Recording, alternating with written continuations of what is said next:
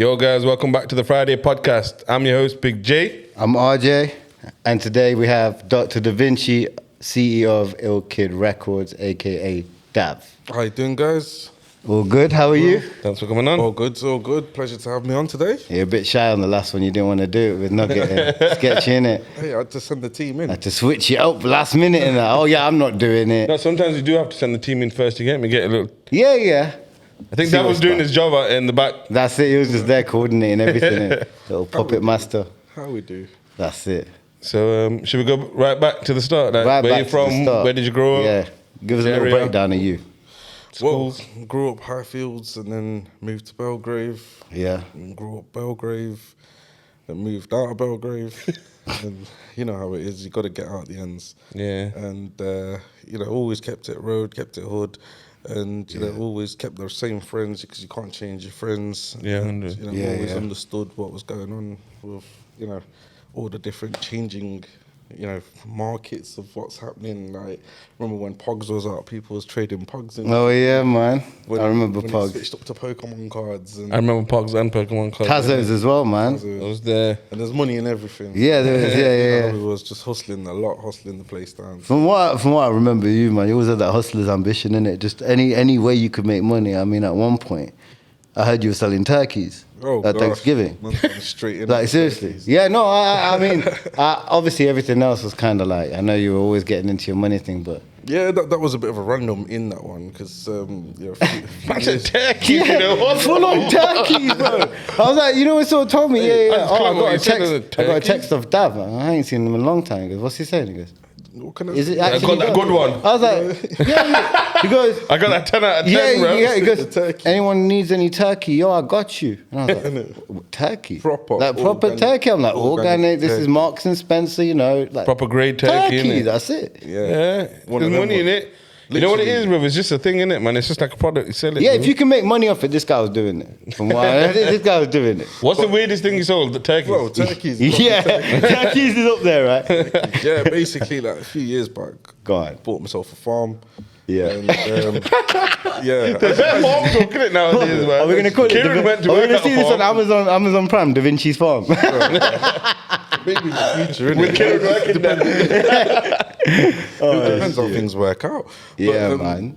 Yeah, as part of owning a farm, you get to join these farmers alliances and these farmers. Yeah. Where they've got their own little club car network going on, and they're looking after themselves. Yeah. Internally, you think we got that's it. networks? Gosh, forget it, man. There's a whole different, farmers network. Yeah, out you were there just and- going into different markets and gaining different Literally. networks off the market. So just branching out in every single market you were so going What in. made you buy a farm, though? Yeah. Like, how did that even come about? Like, yo, do you want to buy a farm? Yeah, I'm down. Why not? Come. Opportunity, in right place, right time, right opportunity coming along, and it's one of those situations that through a friend of a friend, he just so happened to sell it. It'd even make it to the market, and next thing you know, we've agreed a deal, and that's it. We've got it, and then straight away, as I've had my dessert sort of shops in the past, I've needed somewhere to break down my supply chain. So I needed somewhere where I can supply my own fruits. Yeah. So Yeah. instantly I've planted out 400 apples, pears, plums and cherries, and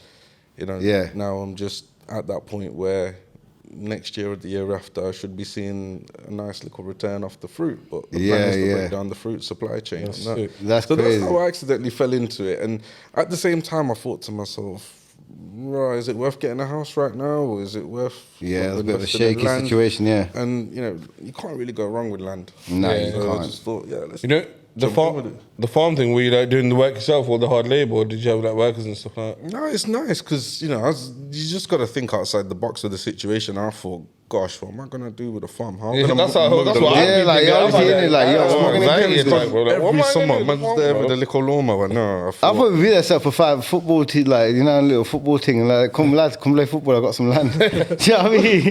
Like, I'd probably be on that, like.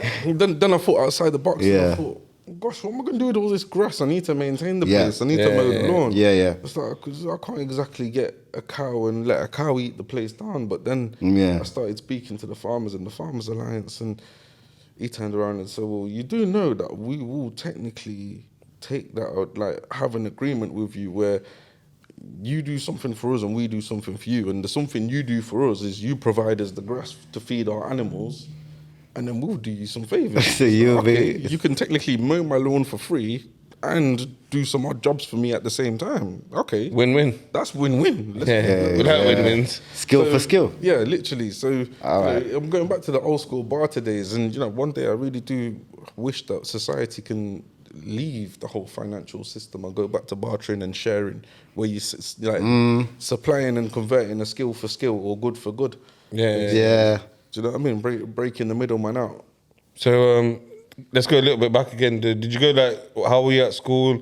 What school did you go? Did you go college, uni, all that? Or education went for you? School days, I had my good little, unit of friends and good little mixture of friends and getting in and out of trouble all the time. So I always had my friends within the school setting and always had my friends from where I was from. So obviously so two different sets of friends. Literally, So I'm still in very good contact with all my friends from Highfields and then all my friends from Belgrave. And then I got friends that I know through different jobs and college and uni. So it's like geographically, you can't really lock it down. My friends are all over the shop and people. You get to know people of people, and that's good, man. Good for networking, isn't it? Literally, big web. Literally, and at the same time, you get to see different kinds of people as you do in different walks of life, and different mentalities, and then you always get those friends where like no matter how much time falls in between, you just pick up from where you left off. And 100, you definitely do. You might not see them all the time and stuff like that, innit? You're not going to see them all the time, but when you do see them, it's like it's always like that. So did you go to college in that as well? I went Leicester and Loughborough, so in terms of college, and then uni-wise, went Dartmouth and Nottingham as well. So what were you studying at uni?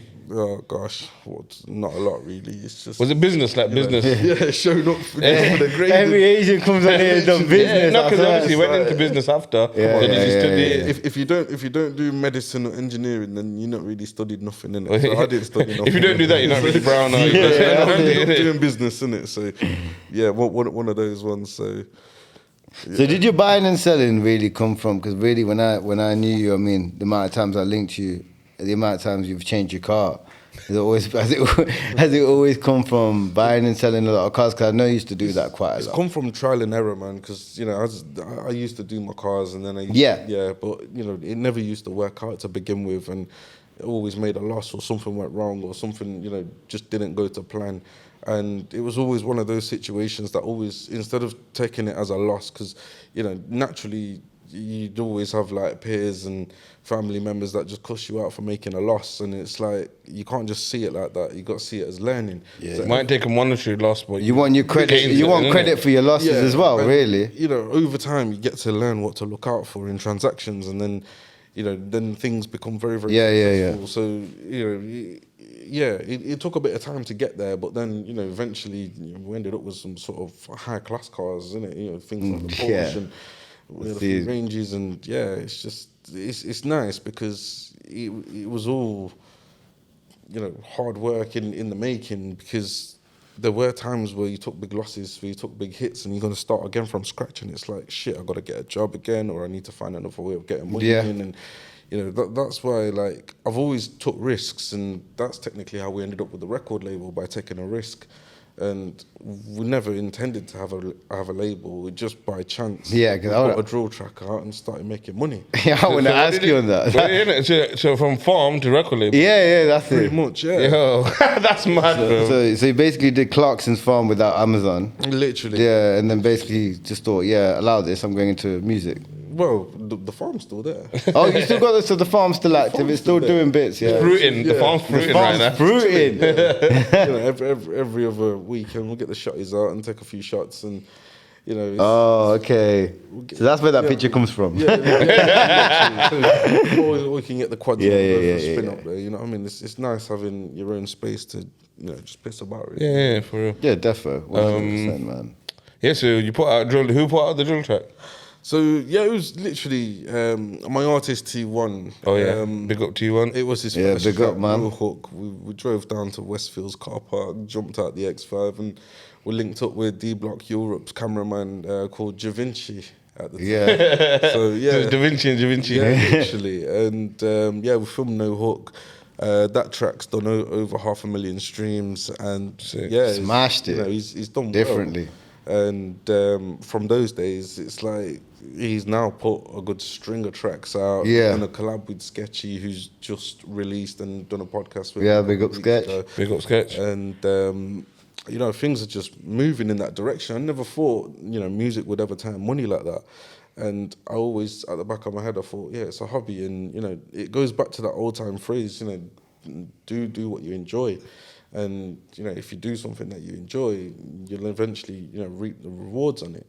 And that's what's happened this time. And it's like, I never thought it would be like that, because always money making in the past has been hard work. And there's always pitfalls. And this has just happened by accident, by, you know, naturally, and it's just grown. Yeah, like it definitely has happened by naturally. Talk us through the process. You put the track out with T1. Yeah, literally. And then you got, what, did you get good like, feedback from?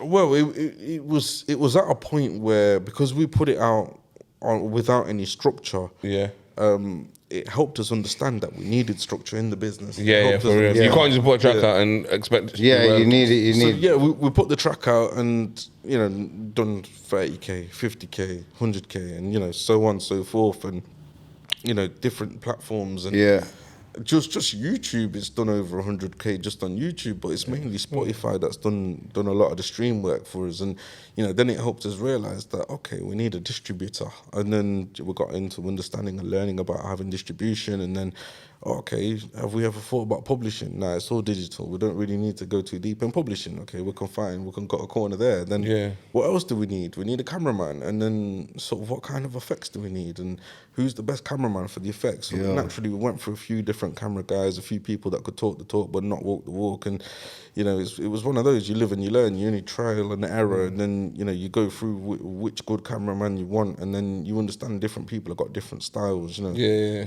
And they understand what you need, innit? They can see your vision as well and work with you. And it works per genre as well. So, for example, sometimes less is more. So, like for an R&B track, it's not all about having your cutscenes and too many effects or special effects. Whereas your draw track, you want everybody hallucination going on in the cutscenes, and you know, that's evident with our music videos. We've got so many different scenes going on. But then, you know, who helped you from the start then? When you just came in, obviously you came onto the scene, you like put a track out, and then, like you said, you needed to navigate. So who helped you navigate? You can't, or did you just think, fuck it, we're gonna do it all ourselves? Well, from day dot, it was like, yeah, let's just go for it ourselves. And, you know, firstly, it was me, myself, and I just navigating and coordinating, and not just that running the show with the artist and, you know, pulling everything together. Then it was partnering up and realizing that we needed a good engineer and you know, having that long-term relationship. You needed that support. Obviously, you can't do it all on your own, man. It's really difficult, especially with all the factors going on. And, you know, the thing is, it's like, I'm a firm believer that when stars align, they align, innit? So how the whole project came together was like, I'd put this drill track out and we made some money from it, and then we did a second, a third, a fourth, and you know, it was just snowballing. It was picking up, and then all of a sudden, I got in touch with Sketchy. Sketchy's now come on board. We've done a few releases there, and just as Sketchy's come on board, I've got in touch with one of my producers who's also called Dr. Davinchi. So we both go by the name Dr. Davinchi as the alias in terms of executive production on our tracks. So basically, he hit me up on Insta, and you know, we were just talking off that, and we got to know each other, and he made beats and I was into music doing my drill bit at the time. And now we're in a position where I'm kind of almost beatboxing down the phone to him and telling him, you know, what kind of beat or sound I want, and my guy goes and makes the beat for us. And where's he from? Colombia. Oh, sick. So, that's sick. That's what I'm saying, the internet now. Bro. You don't even need to like meet him, innit? As long as you can vibe with them and you know, yo, this is what I want, and they can do it, boom. That's it. So, you know, I just by chance bumped into Davinchi at the time, and you know, we got to know each other, and the door just flung open. And then I was at home chilling, and at this point, I had T1 and Sketchy on the label, and we were just planning Changes, a track that we released with a video, and we were just planning that track at the time. It wasn't quite released at the time, and then I seen this video come up online of a guy called Cliffe from Nottingham, and I thought, gosh, this guy used to be famous, and you know, this guy is now no longer singing professionally, he's actually in a bit of a way and he needs some help. So I got in touch with Nugget and I said, look, Nugget, track Wycliffe down. I seen a video online and, you know... He needs us.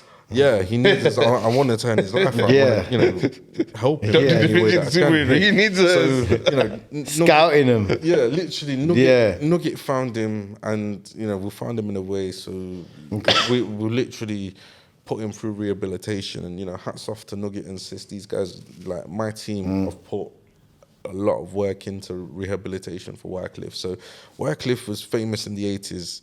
He went out with Danny Minogue, like Oh shit! he was a backing singer That's for George mad. Michael. And What? He was doing bits with James Brown as well. So he's not just a nobody. He was the real deal. That's And, crazy. Yeah, and something went wrong with his distribution on one of Okay. his tracks, and it didn't quite work out, and things went downhill, and he ended up homeless at one point, and he ended up in a really, really bad way. So since we've tracked him down, we've put him through rehabilitation, we've helped him with everything that we can, and we've really changed the man's life. He's come back to reality now.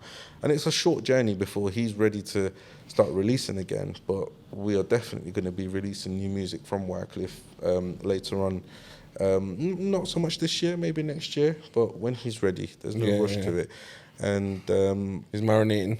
literally, he's marinating proper. So how did you obviously you saw him on YouTube and you just came across him. So how do you kind of like say that, yep, I want this guy? How did you just kind of like your artist selection? You can just tell when someone has got that vocal range. Okay. You can't just let anyone like come on board and start singing if they can't sing. And this I thought was it was a bit of both. It was a bit of fate at the same time because I seen that video and it touched my heart to the point where I thought, gosh, I can change this man's life and do something about it. And I don't want to be in a position where I just want to look at this video for entertainment when I actually know, like, I can track the guy Yeah. down.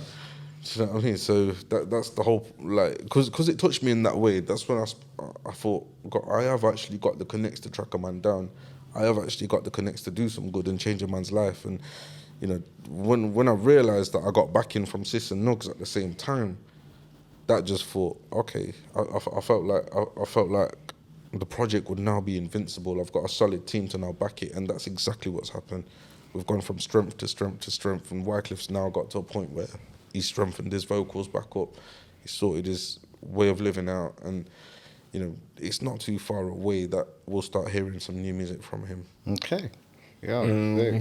All right, so next question. Where do you see Ill Kids in, I was going to say 5 years, but let's make it 3 years maybe, or even 2 years. What's the next steps? The next steps for Ill Kids, so basically at the moment we're known externally as like a drill and rap label, but the next step is we're going to undergo a rebranding very, very soon. Okay. And the rebranding is basically, we're going to start releasing R&B music because this summer there's a track by A Million Suns featuring Takaboom, who's Shaka Khan's sister, Shaka Khan herself as a backing vocalist, and the brother Mark Stevens, who's Shaka's brother. And we, as Ill Kid Records, have got the exclusive rights to release that track, and we're going to do that this summer. And it's going to release as part of Shaka Khan's Meltdown Festival that she's holding this June in South Bank Centre in London. So as part of that, literally, Ill Kid's going to be on the map. Yeah, that's How did that come about, the opportunity to work with Shaka Khan? How did it even just like? So you want me to connect the dots? So basically, Wycliffe, my artist that I'm working with, we're taking him to the studio, and he's obviously back in touch. I had to put his whole team back together, and one of the producers that we work with, that's part of his Wycliffe's past, that's also one of the engineers with Ill Kid Records, is Robin, and one of our good guys. Basically, he does mixes and he does work with Shaka and Takaboom, and he heard what we were doing with the whole Wycliffe project, and he's involved with the Wycliffe project directly and seen the progress of what we'd made with him. But he also seen what other projects we're working on. So we've got a new artist called Lisa that's going to be dropping later this year. I've heard and of Lisa. she's on a level. Yeah, she's mad. She's mad. And I've heard that. I've heard some of It's that stuff. because he knows the quality of artists that we're bringing to the game. He's on board. He's fully backing it because he's with us. He's part of our family. You know what I mean? And everyone is on a like-minded energy. And you know, And he's worked with the likes of David Bowie. Yeah. literally. Yeah, that's crazy, man. Even my brethren, Manis Cooler, he was his professor at uni. Oh, he's a professor at uni? Yeah, Oh, at that's- DeMont. Oh, DMU, yeah. Robin's big in the game. Robin he's not a small producer.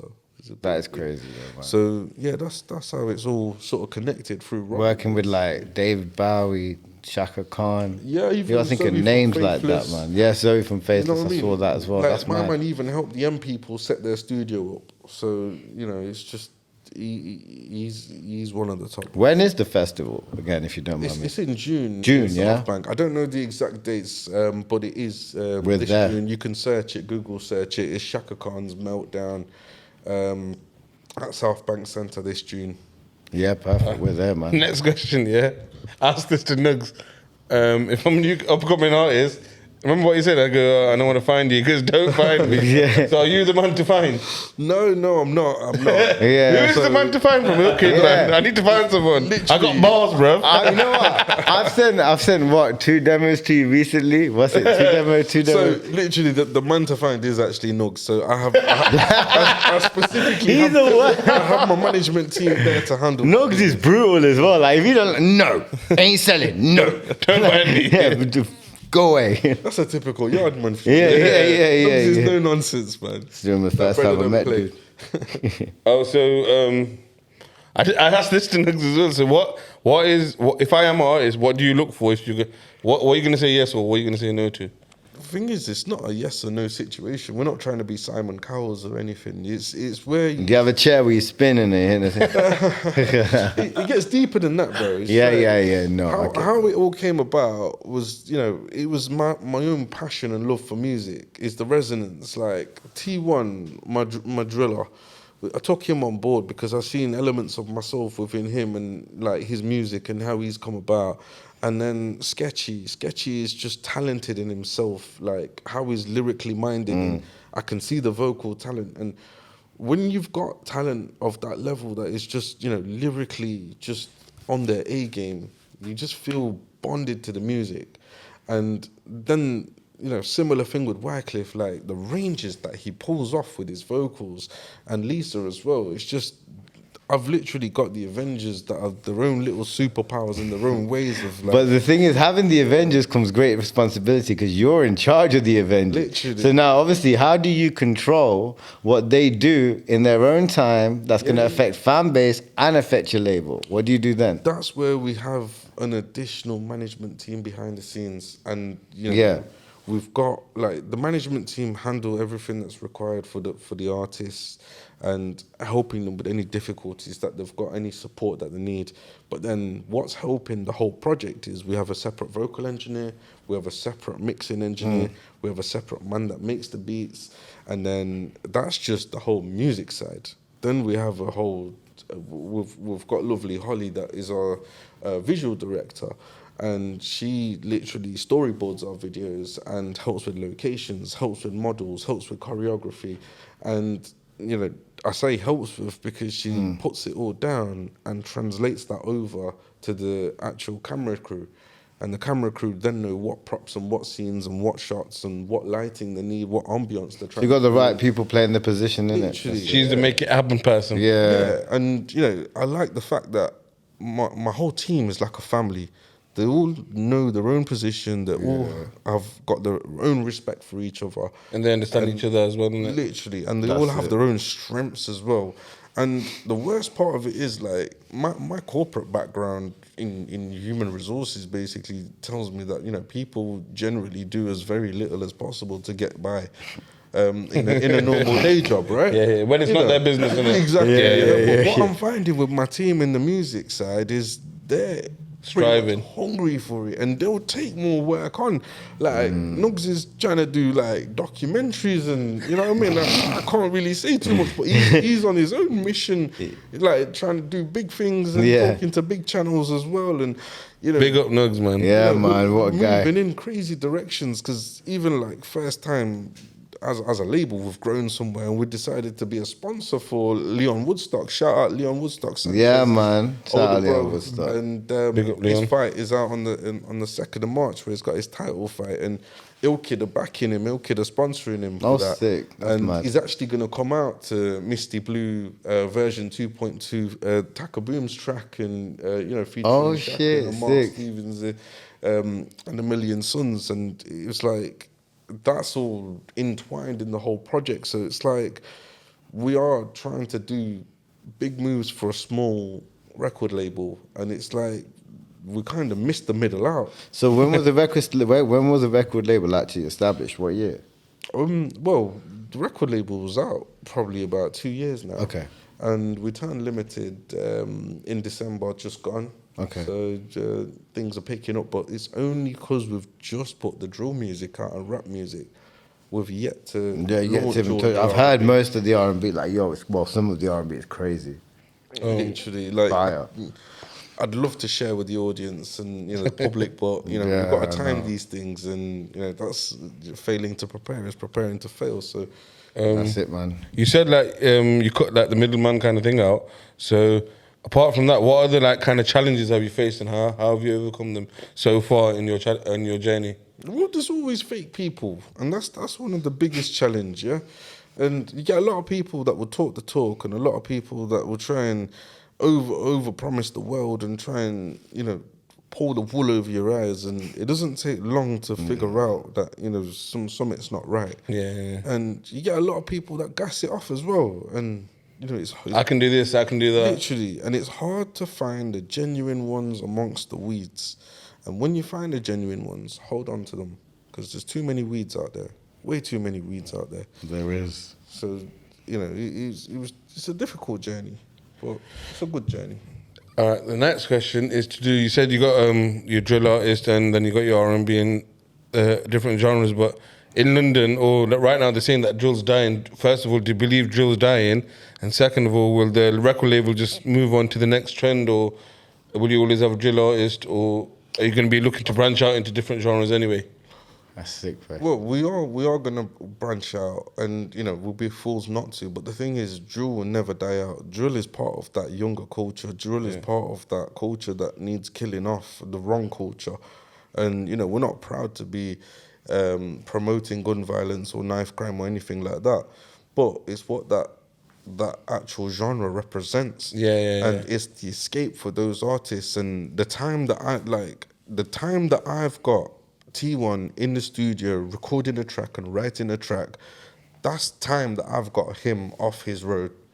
You know what I mean? That's Very time- see it like that, innit? yeah, and it's He's doing something positive, innit? the more the music's happening, which it has been, the less time he's gonna do the road thing. And it's one of those that it's all part of the lifestyle for them. And there's only so much that we can do with the culture. And hats off to T1, he's changed so much. He's really calmed himself down. He used to be a crazy youth, but now he's got his head screwed on, and he's on the right path. We have to get him on next season, man. Literally, yeah, but he's still got that street cred. You can't just step up to him like he's some idiot rapper.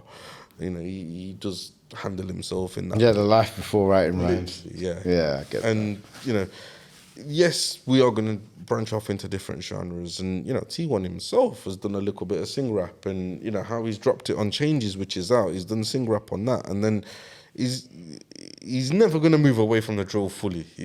That's his comfort zone. Do you know what I mean? When he loses his tempo, he's always got his ZK there. That's him. No, It's shit. just not just ZK. It's just him with that gang life and culture, and then you've got Sketchy, which is like the older version, the mature version, and he's pretty much got that switch and link straight into that road life. And then he's got also the professional crazy side, with his brother being the professional boxer as well, and he's grew up boxing. But he's got that maturity because he's that little bit older, and you know he's got the corporate job as well, and you know he's got that settled. He's got that got to do stuff in a certain way mentality, innit? You know, I've got like the team not just doing real rap and drill, but they are branching into the softer side and reality of things. And it's not always gun crime and knife crime and all that. You've got to be versatile, innit? Yeah. And we're expecting a drill R&B in the summer then, some bit of drill R&B then. Never say never. That's what hits in some of the, innit, man? Yeah, 100% when you're in a like barbecue. That's it. Into that, you know that tune? Yeah. I won't put it past my guys anyway, man. You know they'll hop on anyway. Yeah, 100%. Summer's coming up, man. I can't wait for it now. Especially Sketchy. I think Sketchy. Yeah, Sketchy's got that summery vibe as well. If he wants, innit, man? You could do it, man. Big up Sketch. I've got him working on this garage remix of one of the biggest garage classics that's going on at the moment. So I don't want to let off too much, but you know, Garage has even come back around, man. It's having its Dizzy Rascal just dropped a new album. Yeah. Big up Dizzy. You know, I watched his sneaker shopping thing. I didn't watch that. And he talks about all the genres. You know, when they have a full circle moment and they come back. Yeah. Like garages come back. Yeah. It's sick, man. I just saw a video of him finding 5 wings for £1 in London. He's literally 10 wings or whatever. But someone said to him, "You ain't gonna get wings for £1. You ain't gonna get." He goes, "Watch, I'm finding them. Found some place. I don't know how those wings were cooked though." That's all I'm saying. And you don't know what animal they're from. Oh, and I've got to say, you know, last week I did say, you know that Killer Mike won Album of the Year. Yeah. I actually went back and listened to it. It's a fucking sick album. Oh, sick, yeah. It's honestly like I'd give it. Do you think that was a stunt though, getting this rest at the awards and that? I don't know, but that album was fire. Like literally, I didn't know who the hell it was. I had to admit, and you know what? It's because he won Best Hip Hop. I thought I'm curious. I did say I didn't listen to it. Who the hell is this guy? And then went back and I thought, okay, I'm going to Spotify. I'm going to listen to. Bro, I went to listen to the whole album, start to finish. Literally, it's a near 10. It's a near 10. I'm not even joking. As we're on awards already, big up Shits and Gigs as well for winning their member, man. 100%, man. They smashed it for that. Okay, I'm gonna keep. This is a question that I keep coming back to, but I need an answer. Go ahead. What advice would you give to an aspiring musician looking to get signed to a record label? Buy a Nugget. How would you approach? Okay, if you were trying to approach Nugget, if you were trying to approach Nugget to get signed, you're an aspiring artist trying to get signed, and you're half good, and you see Nugget in front. How would you approach him? Yo, the thing is, you can't approach Nugget like that. So what do you do? Oh gosh. What advice are you giving Rahul? Yeah, what advice are you giving me? Okay, well, you can sing, you can rap. I can rap. If you really want to get noticed, then get yourself a good demo, get it down, make sure it's nicely polished up, your levels are nice, so get your mix and masters done properly on it, and get a variety there. Not everyone. How do I find Nugget? You don't even accept tags on Instagram. How do I He'll find you? The backdoor route is go to the website www.illkidrecords.com, and there's an inquiry section on there where if you upload whatever tracks you've got to your Dropbox or SoundCloud, just attach the link to the message and send that through for the attention of Nugs, and he'll pick that up straight away. You heard it first. Attention.records.com. That's the answer. That's what I was looking for. That's it.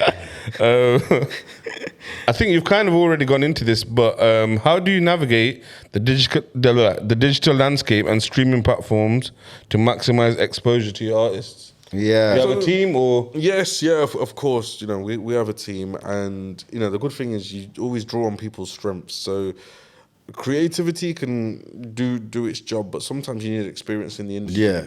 And that's why we're partnered up with a couple of good people, ex-VPs from Sony, etc. We've got some good solid credentials on the table where we can literally release a track and be put in front of the right people at the right time in the right country of the right audience as well. And that's where we are planning, because it's all come about with the whole, growing the label into R&B. And we're in a position where my artists are not at that level where we need to go through BBC introducing in terms of the R&B side anymore. It's already bypassed. It's got to the point where they're singing at that level where... So they've already got a name for themselves. It's just you trying to elevate, take it to the next level, really. It's not even so much I've got a name for it. There's still like some of my artists are still nobodies. Oh, really? It's just the They've got way the that talent. our distribution and publishing has already done the homework behind the scenes and bridged the gaps and basically took us to the right people, done the right demos. And in total, how many artists have you currently got active on the label? So from Nugs and Sissy's perspective, we've got 2 artists that are falling directly under the R&B side. Yeah. And in terms of the drill and rap side, there's 3 artists that we're looking after. Okay, so 5 artists in total. Yeah. Yeah. Okay, cool. So far, because I know this is it's the beginning of your journey, but what is the most like memorable success moment so far? Like, what did you think? Oh, this is a milestone. You said you hit 500,000 streams. Yeah. Yeah, well, the first milestone was when T1's No Hook, the first ever track we released on 100k views, and it was just like, what? How did you do 100k views? Did that go on any of them platforms, GRM or Link Up? No, that was our own channel. Own channel. Yes, own channel release. So Yeah. yeah. TikTok? Did you put it on TikTok? TikTok wasn't out. Like, Oh shit! What it was, Well, you it was did- pre-TikTok. so you literally just put it on one platform and thought, yeah, just roll the dice. just roll with it. That's it. And it That's done it. sick. That's If it's doing numbers like that, then you know it's something you're on. yeah, something, you're innit? onto something then, innit? You 'Cause know. at that point we didn't quite realize that there was other things that we needed to do. It was a fresh label. It's like, don't get me wrong, I understand business, but I'm new to the music game. I'm not a music guy. So I had to learn from scratch what I needed. And it was because I understood the foundations and the building blocks of what I needed. I then mixed with the right people and got the right advice. I think it's because you understand business. You kind of And put it HR into as that. well. You put it into the same language in it, what you understand, and Literally. then just put it into effect. And now you got a solid sort of. Literally, very Yeah. quickly adapted to it, and very quickly found the income streams. Very quickly locked that down, and then at the same time, you start picking out who's the right people and who's the wrong people, and who to talk to and who not to talk to, and who's worth having on board as part of the team. Who do you need and who's holding you back? Literally, Has an artist ever presented something to you and they're so like, this is gonna be the next thing, and you're just like in the back the of time. your head, all the time. no, like fully just this is whack. This is not the next. Yeah, this is not the thing. Yeah, that's why like when That's you hear- Nugs' inbox. Yeah, literally, and you tell me yourself the number of people that tell me that they can sing and they can't hit a note to save their life. Have you ever had that like from someone close that has sent you something? Yeah, because I like all the time? How do you tell them like I know someone that went on X Factor, yeah, and you know what? He honestly, they performed. I'll show you after. This guy worked for this, and if you know what? They actually thought they were so good, and it was like a boy band.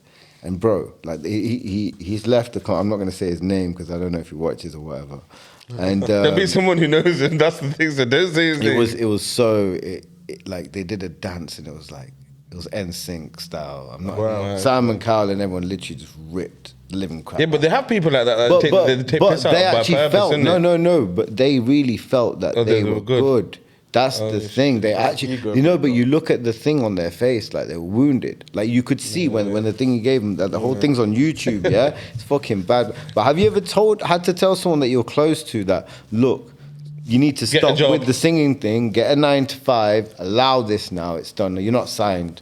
Like you're not being. Unfortunately, I've never had that predicament because I've not made the mistake of signing someone that is shit. No, but it's No, not you a was telling- demo. just telling someone Just that, telling yo. someone like, no, it ain't happening for you. Because now that you're a record label owner, You see, be nice with it, innit? you know, just you say that, can't be though. I think you've got you. If If they, Rahul starts singing and he thinks he's good, what are you going to tell him? Bro, I tell him to carry on. Chase your dreams, my bro. Chase your dreams. oh look, you're gonna support put him them. on At TikTok, least we'll you're put him still on TikTok. supporting. At least you're still supporting me. That's it. I don't want like you never know. You might just switch it up one day. 100%. Listen, I've always been Bro, into my R&B. Drop some bars.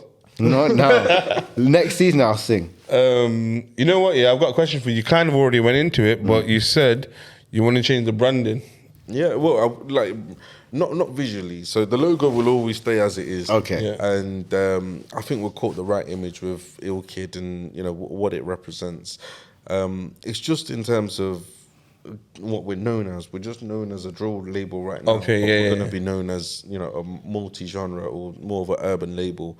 because the R&B is going to take more precedent, and not so much like we're going to stop the rap or the. So you're gonna R&B up the logo a little bit. No, the logo will stay as The logo will it's stay. just how we're positioning the website, and Okay. you know, it makes more sense because, you know, you've got rappers like Sketchy that sit Yeah. on the border because he can do the sing rap. He Yeah, can fall yeah, into yeah, R&B on a Monday and be back into rap on Tuesday. Yeah, It's just, yeah. it swings and roundabouts with him, but you know, even T1 is now getting more versatile where he can start doing these things. So you know, it just makes sense for us to focus more on the R&B.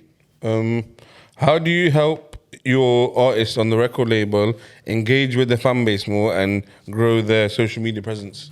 So it's all about having the right promo channels and working with the right people. And you know, we engage with people like GRM, and we partner with them, and we also do a promotion with I'm Just Bay, and you know, from a few of the big channels. And you know, I don't want to mention a few of the big channels because after we used a couple channels a couple Mm. times, we realized that they were more money spinners and they weren't there To help you. to help us. And you know, one particular channel we just don't work with anymore, which we did a fair bit of promotion with. And initially it was a question of getting in to know these channels and working with these channels, but once you're in there and you're established and you know, you see who's in the room, you start realizing who's fake and who's not. And it's a quite a fake game at the bottom. And it's only as you work your way up, you start seeing who's there providing these free school meal tickets and who's genuinely going to actually take people places. Being in HR as well, that kind of gave you the skill to kind of like filter people out. Oh, yeah. Because you must hear bullshit stories in HR, and obviously you know who's telling the truth and you know who's not. And do you know what? Yeah, the good thing is having the HR background brings the maturity to the table. But Oh yeah, 100. also having the I think you need background and you know, growing up with my boys like, you know, Raf and Tony and Highfields, that wasn't no joke thing, because the shit that I learned there was if someone did take the piss, how you stick it on someone, and that comes in handy in the music industry, because a few people with big channels are trying to be weird and trying to act up when it comes to promotion. So you know, you have to do what you have to do, and you know, sometimes the fake people you can't work with anymore. And Simple as that, man. Why would you want to work with them, innit? yeah.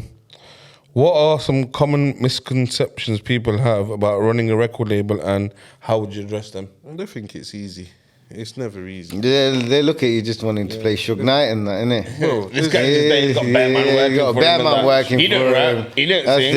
it. it's not easy. He eats off the artist. And you know, the last podcast, I think Sketchy summed it up quite well. 'Cause, Yeah. you know, when he said that he tried it himself and it didn't work, and then when he had the team behind him, it just made things easier because he just has to hop in a car, go there, and it's all done for him. And it's just the ease of doing it. And it's hard work, but work doesn't feel like work when you're enjoying it. And I enjoyed 100%. the whole process, and because my team is like a family to me, it's just so easy to put together. It's so easy to start a track, run it through to a video, and have it scheduled for release. It's now second nature.